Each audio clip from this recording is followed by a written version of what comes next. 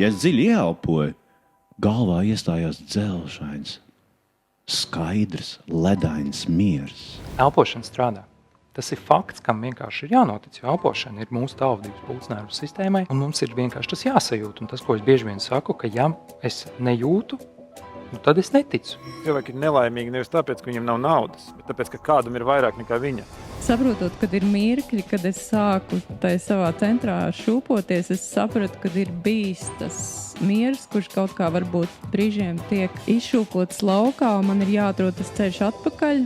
Ķermeņa ķīmiju lielā mērā mēs rādam, inicijējam paši ar savu domāšanu. Un es iztēlojos kaut ko skaistu un patīkamu, es inicijēju pozitīvāku ķīmiju, kas veicina mana ķermeņa spējas dziedināties. Tā ir ļoti reāla metode. Jā.